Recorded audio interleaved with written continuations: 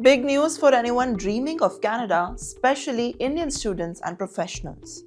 Canada has rolled out a new immigration and labor rules starting from January 1st, 2026. These changes could seriously affect who gets in, how fast, and under what conditions. Hi, this is Navibal, and you're watching TimesXP. Let me break it down very simply for you. First, a major relief for Indian students.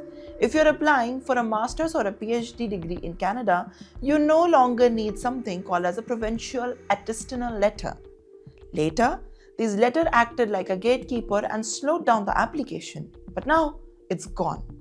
Graduate students are no longer counted over the provincial study caps. Some PhD applicants could even get their study permits in just 2 weeks. This makes Canada far more attractive again for Indian postgraduate aspirants, especially those who worried about the rising cost and long delays. But here's where the mood changes. Canada has paused the new startup visa applications. Yes, if you're an Indian startup founder planning to move to Canada through the routes, fresh applications are no longer accepted by the December 31st, 2025. Only those who already had an official backing from the designated organization in back 2025 can apply, and only until June 30th, 2026. Let me tell you, even the work permits linked to this program are frozen for the new applicants. The government says this is a temporary and that new entrepreneurs pilot programs will launch later in 2026.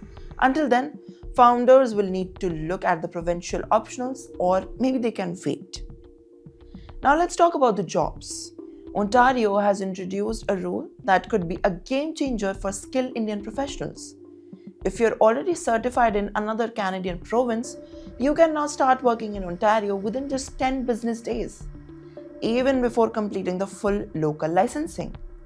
That's a huge step for Indians. These applies to engineers, electricians, architects, healthcare roles, and many more. In simple terms, less waiting and faster jobs. And there's more to it. Another big win. From January 1st, 2026, employers in Ontario can no longer demand Canadian work experience in the job postings. Yes, this rule blocked thousands of immigrants from getting jobs, even when they were fully qualified. And now it's illegal.